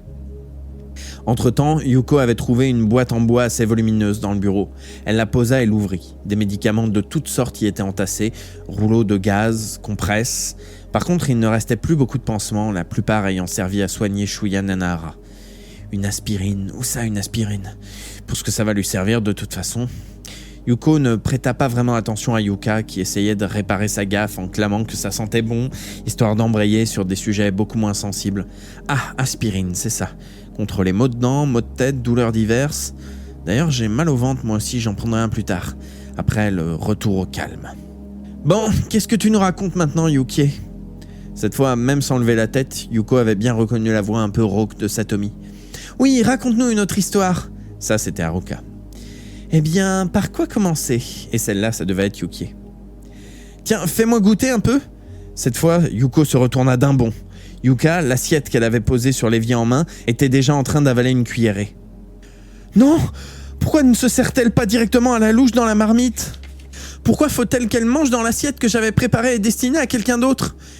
Yuko devint toute pâle et voulut crier, mais elle n'en eut pas le temps. Yuko avait déjà laissé tomber l'assiette dans un fracas assourdissant. Le ragoût se répandit par terre. Toutes la fixèrent, les yeux exorbités. Portant les mains à son cou, Yuka fut secouée par des vomissements de plus en plus violents. Quelque chose de rouge était mêlé à ses vomissures. Sur la table blanche, la tache rouge prolongée de rayons rappelant le soleil du drapeau de la République de Grande-Asie. Puis Yuka s'effondra comme une masse sur le sol, maculé de ragoût. « Yuka !» crièrent toutes les filles en se précipitant vers elle. Toutes les filles, sauf Yuko, à vrai dire. Yuka, pliée en deux sur le côté, cracha à nouveau du sang. Son visage bronzé devint en un instant blafard. D'entre ses lèvres sortit une écume rouge. « Yuka ! Yuka ! Qu'est-ce qui se passe ?» Yuki la secoua, mais seules des nouvelles bulles rouges sortirent de sa bouche. Ses yeux semblaient sur le point de jaillir de leurs orbites. Le blanc avait également viré au rouge. Sur son visage, maintenant pâle comme un linge, apparurent des taches d'un brun rougeâtre, causées soit par une brusque congestion, soit par une hémorragie des vaisseaux capillaires. Le visage poupon de la jeune fille s'était mué en un masque grotesque. Une chose apparut clairement à toutes les filles autour d'elle, Yuka ne respirait plus. Personne ne dit mot. Yuki lui tâta le cou pour prendre son pouls. « Elle est morte, dit-elle. »« En retrait derrière Yukie et Haruka qui étaient accroupis à côté du cadavre de Yuka, Yuko restait debout, presque aussi livide que la morte, et son corps tout entier tremblait, secoué d'irrépressibles frissons. Pourquoi cela tournait ainsi? Non, elle n'avait pas voulu ça, c'était une erreur. Yuka n'avait mangé qu'une seule cuillerée. Elle n'avait pas voulu ça, elle ne s'attendait pas à ce que le poison soit si puissant. Non, je le jure, je ne voulais pas ça, c'était une erreur. Ce n'est pas elle que je voulais tuer. Mais ça ne peut pas être une intoxication, dit Yukie, la voix tremblante. Non, j'en ai goûté tout à l'heure et je n'ai rien senti, confirma Chisato. Qu'est-ce que c'est? C'est pas possible. Est-ce que ce serait... du poison? Ajouta Haruka pour terminer la phrase. Le mot provoqua comme un déclic. Toutes les filles se regardèrent. Toutes les filles sauf Yuko, à vrai dire, mais les autres ne le remarquèrent pas. Il y eut un bruit soudain. Satomi Noda s'était emparée de la mitraillette Uzi posée sur la table et la braquait maintenant sur les autres. Toutes les filles se dispersèrent aux quatre coins de la salle en poussant des cris. Cette fois, Yuko se joignit au sauve-qui-peut général. Le regard égaré derrière ses lunettes, Satomi vociférait. « Qui a fait ça? Qui a mis du poison dans la marmite? Qui cherche à nous tuer toutes? Arrête, Satomi !» cria Yukie. Yuko remarqua que Yukie bougeait sa main en direction du Browning High Power 9 mm fiché dans sa ceinture, dans son dos. L'arme qu'elle avait reçue en dotation au début du jeu et qu'elle gardait toujours en sa qualité de chef d'équipe. Mais Yukie dut changer d'avis car elle ramena sa main devant elle sans prendre son arme. « Baisse ton arme, Satomi, ça doit être une erreur !»« Non, il n'y a pas d'erreur. Il y en a bien une qui a voulu nous tuer toutes !» Habituellement calme et posée, Satomi n'avait jamais coupé la parole à la déléguée de classe. Mais il n'était plus question de respect ou de convention. Elle avait complètement perdu la tête. « D'après l'annonce de ce matin, nous ne sommes plus que 14 survivants, poursuivit-elle. Nous ne sommes plus très nombreux. Donc une fille qui cachait son jeu en jouant les gentils et qui a choisi ce moment pour laisser paraître sa vraie nature. » Elle se tourna vers Haruka. « C'est toi qui as fait la cuisine, n'est-ce pas ?» Haruka secoua la tête en tremblant. « Non, j'étais pas la seule. Chisato m'a aidé. »« Salope !» cria Chisato. « Jamais je ferais une chose pareille, moi. Réfléchissez un peu, quoi !» Il y eut un temps mort, puis elle reprit la parole. « D'ailleurs, Satomi et Yuko aussi, vous avez eu le temps de mettre du poison. »« Exact !» s'écria Haruka en se tournant vers Satomi d'un air provoquant. « D'ailleurs, je trouve curieux que tu t'excites comme ça. »« Arrête, Haruka !» intervint Yukie. Mais c'était déjà trop tard. Le visage de Satomi était méconnaissable, tordu sous l'effet de la fureur. « Qu'est-ce que tu insinues ?»« Je te dis ce que je dis, confirma Haruka. Si je ne me trompe, tu ne t'es pas couché hier soir, pas vrai? Quand je me suis réveillé en pleine nuit, je t'ai trouvé debout. Cela veut dire que tu n'as fait confiance à personne ici. C'est pas une jolie preuve, ça? Haruka, je t'en prie, intervint à nouveau Yukie en criant de toutes ses forces. Satomi, baisse cette arme! Mais toi, riposta Satomi en pointant cette fois l'Uzi sur Yukie. Pour qui tu te prends d'abord? Ton projet de nous empoisonner tout a foiré, alors maintenant tu la joues chef de file pour récupérer tout le monde, hein? Satomi, murmura Yukie, abasourdi. Les deux mains sur la bouche, Yuko regardait ce qui se passait, affolée. Elle recula de 2 ou 3 pas, puis elle se figea, paralysée devant la situation qui se déroulait maintenant, comme si elle avait déjà été écrite, fixée de tout temps. Je dois les empêcher, je dois leur dire la vérité. Si je ne parle pas, ça va arriver, la pire des pires choses va arriver. Sans se faire remarquer, Chisato s'était approché du buffet qui se trouvait au pied du mur, à droite de l'évier. Sur ce buffet était posé le CZ-75 fabriqué en Tchéquie qui avait été l'arme de Yuka. Mais une rafale de coups de feu résonna dans la salle. Le dos de Chisato fut marqué de 3 trous alignés. Elle tomba, se cognant contre le buffet dans sa chute. Elle essaya de se retenir au bord du meuble, mais s'écroula finalement sur le ventre. Morte. « Qu'est-ce que tu fais, Satomi ?» cria Yukie, les yeux hors de leur orbite, complètement hystérique elle aussi. « Et alors ?» répondit Satomi d'un air de défi, l'Uzi pointé sur Yukie. « Elle a essayé de prendre le pistolet, c'est la preuve de sa culpabilité. »« Et toi alors ?» cria Haruka. « Tu l'as tué pour l'accuser facilement à ta place. Yukie, vas-y, tire !» Satomi tourna son arme vers Haruka qui venait de parler. Son visage tordu de colère avait tourné au grisâtre. De toute évidence, elle était prête à tirer. Yuko remarquait que Yukie, malgré la tristesse qui assombrissait maintenant son regard, avait porté la main à son Browning. Sans doute s'était-elle décidée à tirer sur Satomi, à la blesser au bras ou ailleurs pour tenter de la neutraliser. Mais Satomi tourna le canon de sa mitraillette vers Yukie et lâcha une nouvelle rafale dont le recul la projeta en arrière. Des éclaboussures de sang maculèrent le chemisier du costume marin de la déléguée de classe. Yukie s'écroula sur le ventre. Haruka ne resta figée de stupeur qu'un seul instant. Le suivant, elle se jeta sur le Browning que Yuki avait laissé tomber. Le canon de l'Uzi la suivit et cracha à nouveau ses balles. Un morceau de costume marin en lambeaux s'envola dans des gouttes de sang.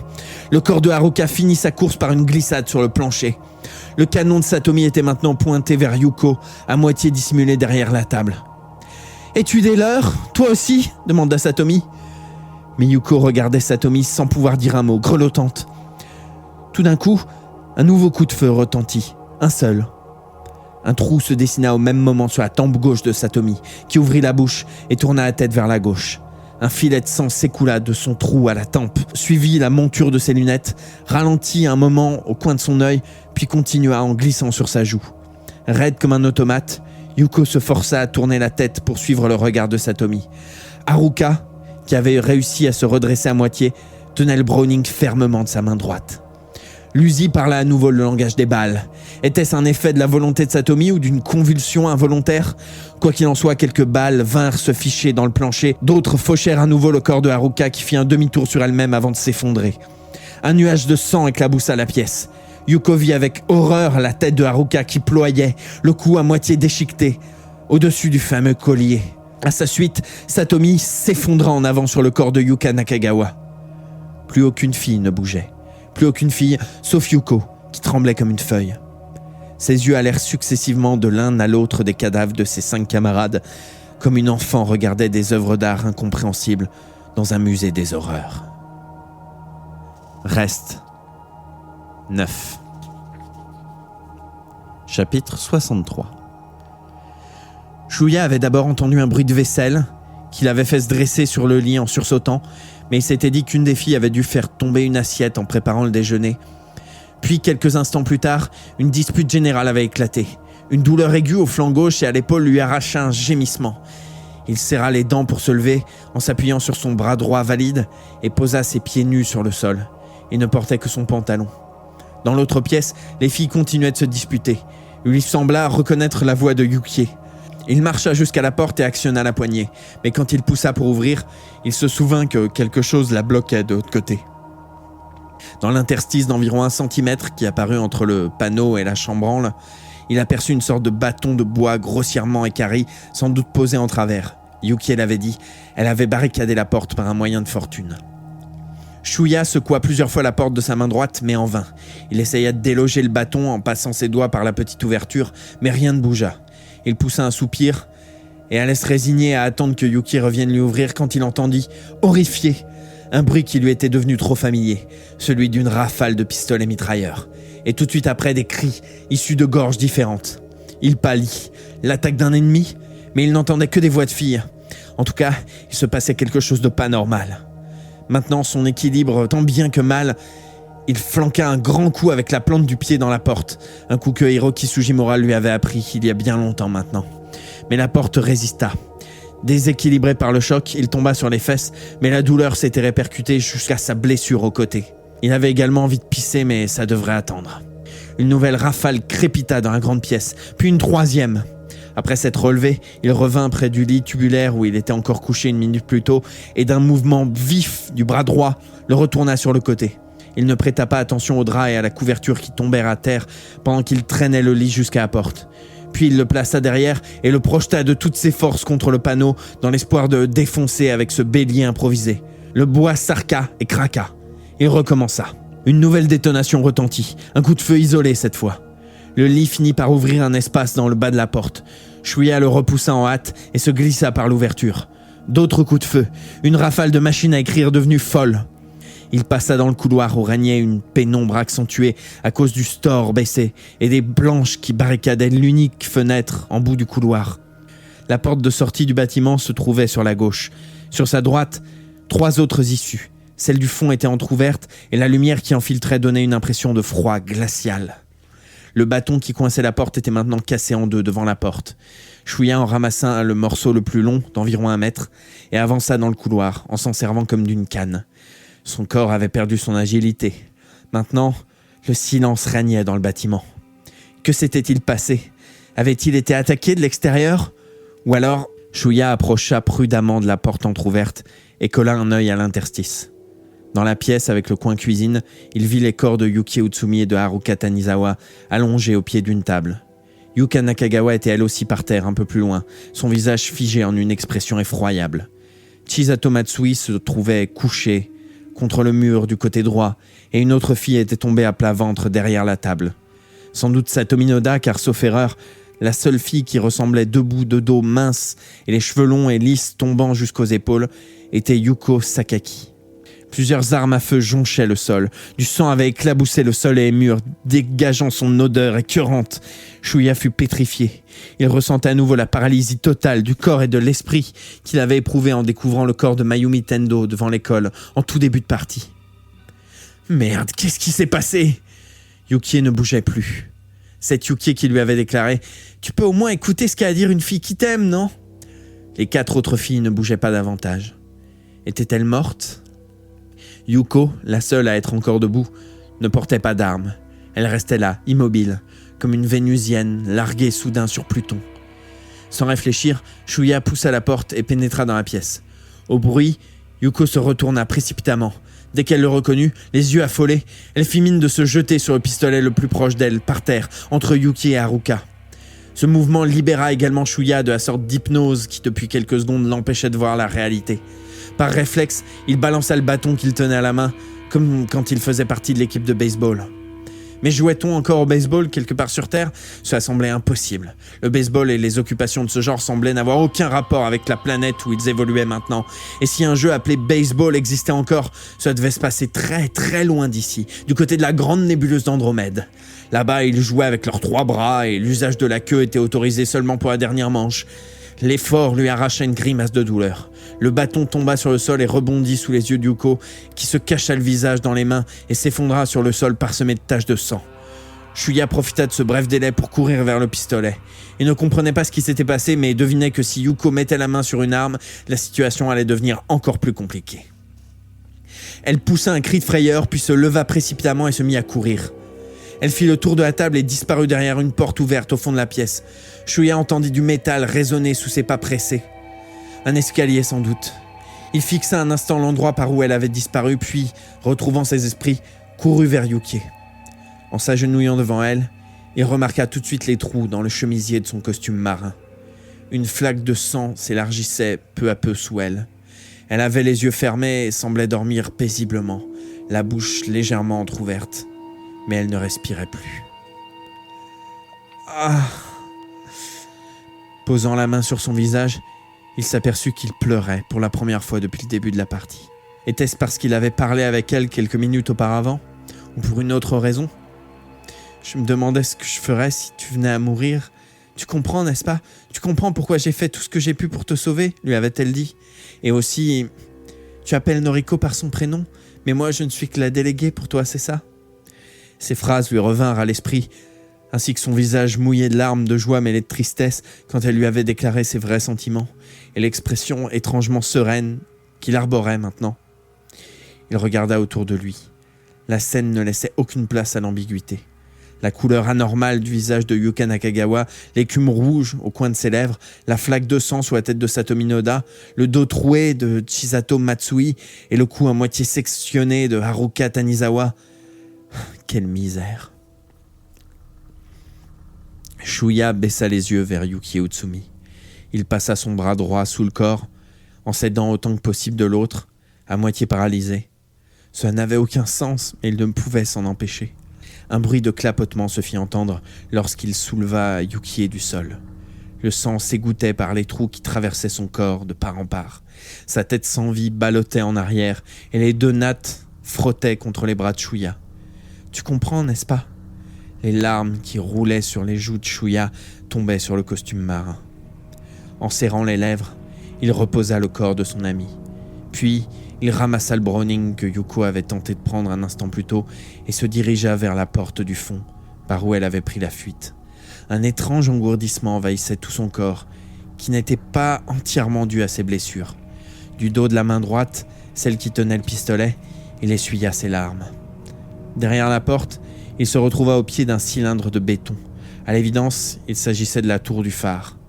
Au centre du cylindre se dressait un gros pilier d'acier autour duquel s'enroulaient les marches de l'escalier en colimaçon. Il n'y avait aucune fenêtre. La lumière provenait uniquement du haut de la tour. « Sakaki !» cria Shuya en commençant à gravir les premières marches. « Qu'est-ce qu'il s'est passé ?» Il ne voyait personne en haut de l'escalier. Il entendit soudain un cri effrayé qui résonna dans la tour. C'était la voix de Yuko Sakaki. Il serra les dents et se mit à monter les marches en courant. Sa blessure au côté le lança. Ses bandages étaient humides au toucher. L'hémorragie avait dû reprendre. Reste 9. Chapitre 64. Yuko Sakaki atteignit le sommet de la tour, hors d'haleine. Au centre de la chambre de la lanterne se dressait une lentille de Fresnel semblable à un œil géant de cyclope.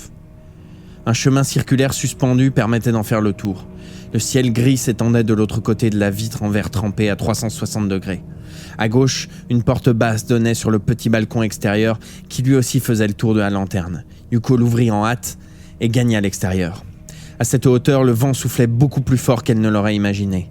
L'odeur de la mer lui venait en plein visage. L'indigo terne de la mer reflétait le gris du ciel. Par instants, quelques vagues se couronnaient de crêtes blanches. Elle fit le tour par la droite. Du côté de la terre, la montagne nord de l'île s'élevait à faible distance, derrière un petit terre-plein juste devant le bâtiment du phare.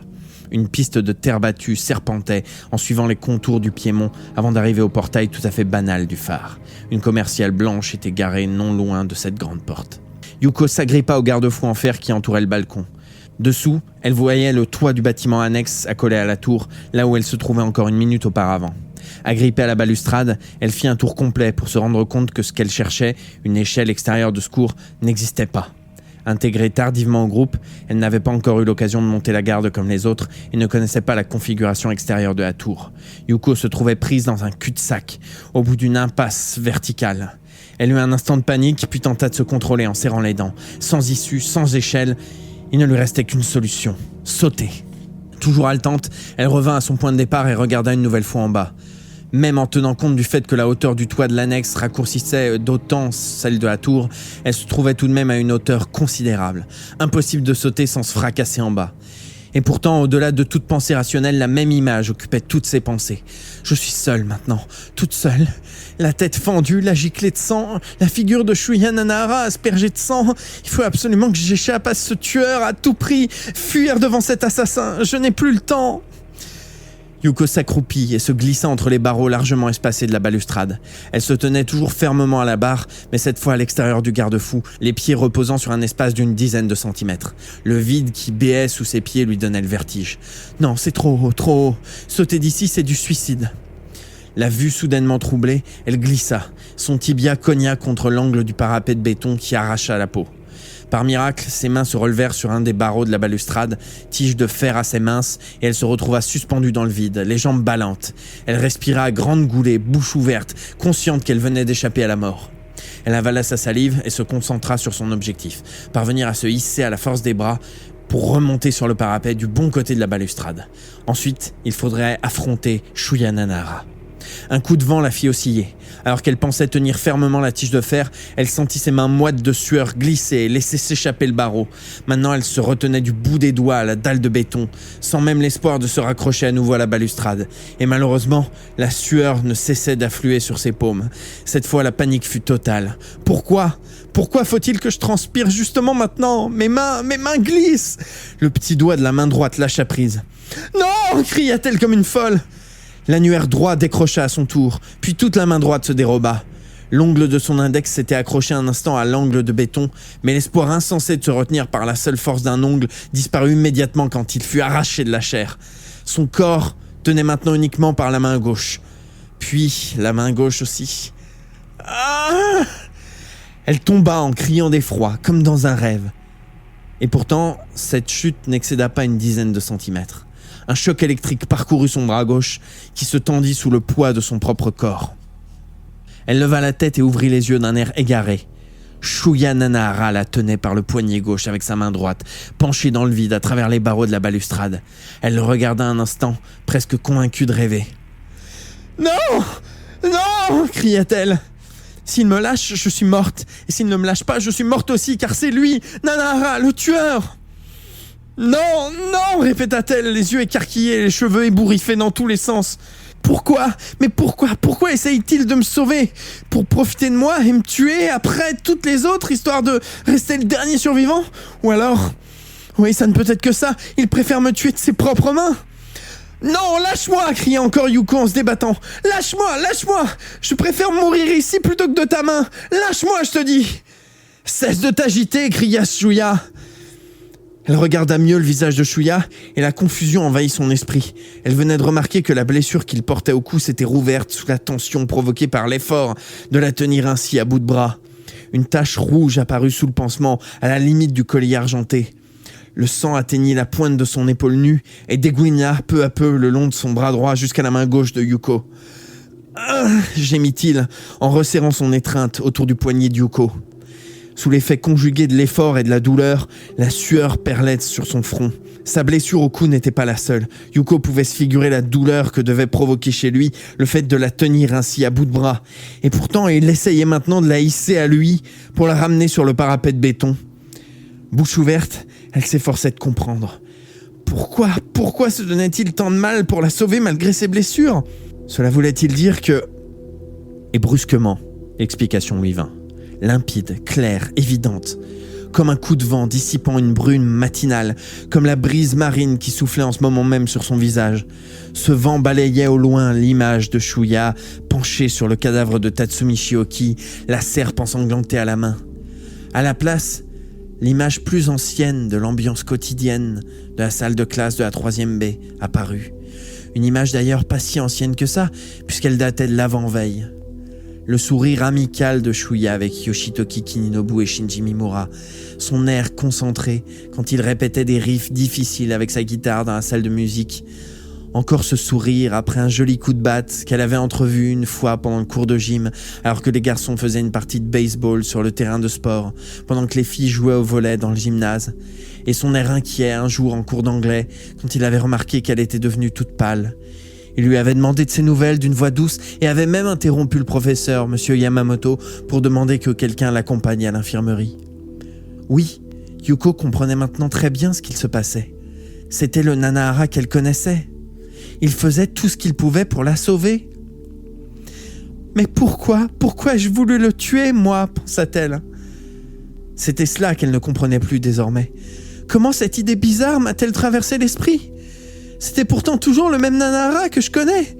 Je l'ai toujours trouvé charmant et même craquant d'ailleurs, depuis longtemps. Et moi, j'ai voulu... Yuko comprenait maintenant ce qu'elle avait fait et ce qui s'était passé à cause d'elle. Elle pâlit à nouveau. J'ai eu un coup de folie, et à cause de moi, tout le monde... Yuko pleurait, les larmes coulaient sans s'arrêter. Dans le brouillard qui voilait son regard, elle entrevoyait Shuya qui la fixait d'un air intrigué. « Nanahara !» cria-t-elle, « j'ai essayé de te tuer, c'est vrai, c'est la vérité !» L'expression de Shuya se fit étonner, malgré l'apparente sincérité de cette déclaration. « J'avais si peur, reprit Yuko, j'ai cru que tu avais tué Oki. Tu comprends, je t'ai vu par hasard à ce moment-là, j'ai eu si peur, tu comprends? C'est pour ça que j'ai versé du poison dans ton repas, mais c'est Yuka qui en a mangé par erreur. Alors, tout le monde, c'est ma faute. » Maintenant, Shuya comprenait tout. Elle avait dû se retrouver quelque part dans un fourré lorsqu'il avait retiré la serpe de la tête de Tatsumichi à la suite de leur combat. Par ailleurs, elle n'avait sans doute rien vu des événements suivants. L'attaque de Kiyoshi Motobuchi et l'intervention de Kawada. Certes, elle aurait pu penser qu'il s'agissait d'un accident et que Shuya n'avait tué Tatsumichi que par légitime défense, mais le choc avait été si violent qu'elle s'était arrêtée à ce qu'elle avait eu sous les yeux. Shuya penchée sur le cadavre de Tatsumichi et arrachant l'arme fichée dans sa tête. Depuis, le prenant pour un tueur, elle avait imaginé de le supprimer en l'empoisonnant, et quand Yuka Nakagawa était morte après avoir mangé par erreur le plat qui lui était destiné, toutes les filles de leur équipe s'étaient mises à douter les unes des autres, en se demandant qui avait mis le poison, à se soupçonner mutuellement, et finalement, l'unique survivante de l'équipe était Yuko, la seule responsable.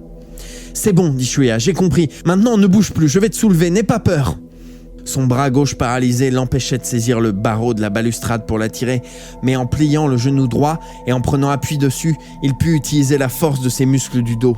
Toutes ses blessures, celles du côté droit, du cou et de l'épaule gauche, le lancèrent atrocement, mais il n'était pas question de faiblir. Yuko secouait sa tête de gauche à droite. « Non, laisse-moi, c'est ma faute si elles sont toutes mortes. toutes mes amies !»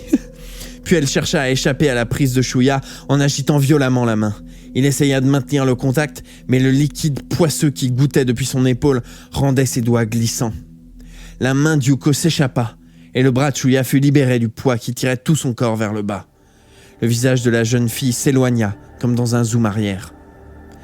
Il y eut un bruit mat. Plus bas, Yuko gisait sur le toit du bâtiment, à plat dos, comme un pantin désarticulé. Shuya avait l'impression d'avoir assisté au défilé de plans saccadés d'un film en cours de montage. Complètement de travers, la tête de Yuko formait un angle biscornu avec son corps. Puis, un liquide rouge apparut à la base du cou et s'écoula, en prenant la forme d'une feuille d'érable. Ah! Le bras droit toujours tendu vers le bas, Shuya restait là, immobile, figé. Reste 8.